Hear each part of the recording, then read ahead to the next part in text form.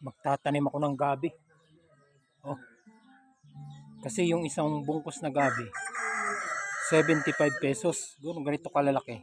Binaluktot lang. Tatlong piraso, 75 pesos. Kaya magtatanim na lang muna ako. Ito gabi, tatanim ko.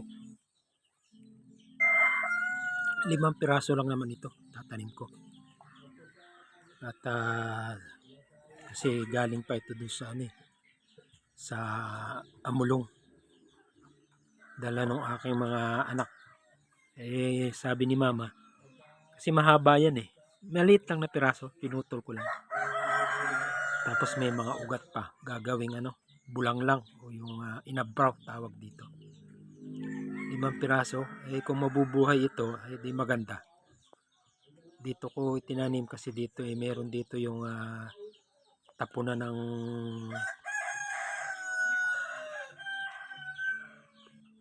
ito kasi itong tapat na ito, tapunan kasi itong gilid na ito, banyo ito. Dito ang tapunan ng tubig. Kaya sa umaga at saka sa hapon, maraming tubig dito. Siya na pagdidilig dito. Tipid-tipid ngayon. Kung solid na tubig kasi yung didilig mo rito, tapos may chlorine pa, sabi nila pangit daw.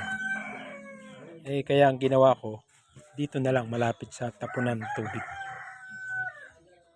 Pagka yung may laman itong hinukay dito na konti, kasi naghukay sila rito siguro ang capacity itong hukay na ito mga nasa 6 na timban tubig. Kasi ilan lang naman silang gumagamit ng tubig dito bali 6 lang sila. Dito sila naliligo. Di pagka yung umaga, mga bandang alas 8, alas 7, maraming tubig. Yan ay pagdidilig ko dito ngayon. Nakakapanghinayang, galing pa ng Amulong. Medyo may kalayuan din yung Amulong. Para isang bayan pa yun. Pinanggalingan. Pero yung nito, yung dulo nito, tsaka yung ugat, gugulayin ko na. Baka sakaling ito mabuhay, di may pakinabang naman. Kasi pag yung lalo ngayon, magsasummer, pahirapan na magbuhay ng nabubuhay din pero payat. Kaya dapat alagaan mo ng tubig. Lalo na itong gabi, hilig nito tubig. Kaya tanim-tanim lang habang may pagkakataon. Habang walang ginagawa o habang nagpapahinga, di patanim-tanim ng konti. Kung sakaling dumami, di may pakain din sa baboy at manok. Ayan, pero sabi nila maganda raw tong gabi na ito malaman. Yung laman yung ibang laman nga nakain na maganda rin. Kaya tanim-tanim lang hanggat may oras pa o habang nagpapahinga, tanim-tanim lang. Ganyan lang buhay dito. Kaya habang may oras o kaya may bakante kang oras, ay di patanim-tanim lang muna. Lalo na medyo makulimlim. Kasi pagising ng umaga ngayong araw na ito, hindi nagpakita yung araw Tapos maambon pa. Hindi naman ulan, kundi ambon-ambon lang. Gusto nga namin bumuhos na yung ulan para madilig yung mga halaman. Kulang sa tubig yung mga halaman ngayon. Lalo na yung mga tanim na mais dito sa katabi. Payat ang laman kasi nga hindi na uulanan. Dito kasi sa amin, dito sa lugar namin, mainit. Yan ang pinakamainit dito sa lugar namin, Tugigaraw. Pero ngayong araw na ito, parang hindi magpapakita ang araw Kaya patanim-tanim lang muna.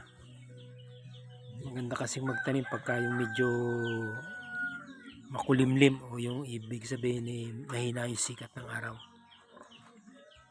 Hindi masakit sa likod. Ayan, tanim-tanim lang. 5 piraso naman ito. Sasabayan na rin ng dilig. Yan, update sa aking mga pegis. Katatapos na magpadede. Medyo umuulan ngayon at saka medyo malamig.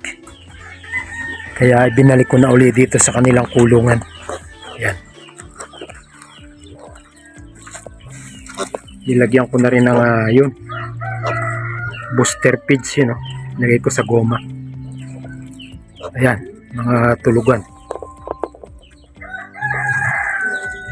Ngayon, kung mapapansin niyo doon sa ilalim nito, ayun may gumagalaw sa ilalim. Nilagyan ko ng ng isang Rhode Island Red, yung nangingitlog. Ayun sa ilalim. Mapansin niyo may gumagalaw sa ilalim niya mating. Kasi maraming laglag na yung booster feeds. At pag naglalaro yung mga biik na yan, tumatalsik yung feeds doon na nilagay ko sa may goma. Ay ngayon, nilagyan ko ng manok. Ayun. Tinutukan niya yung mga natapon na feeds sa ilalim. Ayun may manok sa ilalim niyan. Rhode Island Red.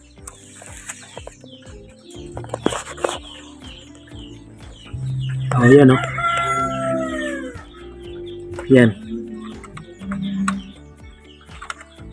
Kasi maraming laglag na yung booster feeds. Nangihinayang naman ako. Pero mo yung isang booster feeds. Yun? 95. Purina booster feeds. Tapos pag naglalaro sila, ayun nga, naglalaro yung mga biik, tumatapon. Ayun yan sila ngayon, mga tulog.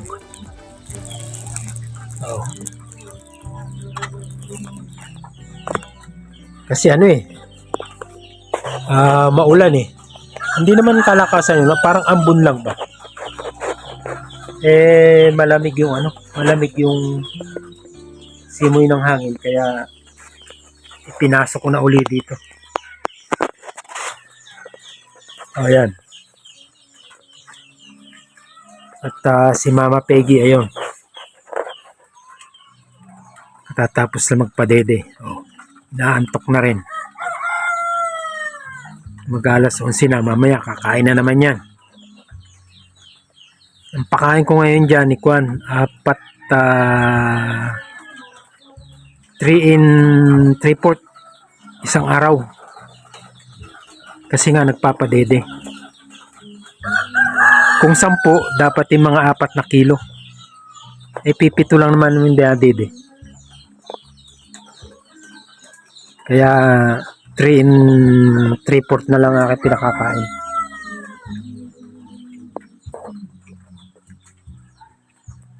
Yan. Maulan Kaya ito dito nagbabantay dito.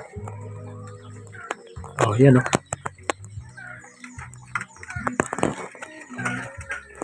mga tulog. Yung isa gising. Okay, share lang po, comment, subscribe, and hit the notification bell para updated kayo sa mga videos na copy sa. Hanggang sa muli, bye-bye!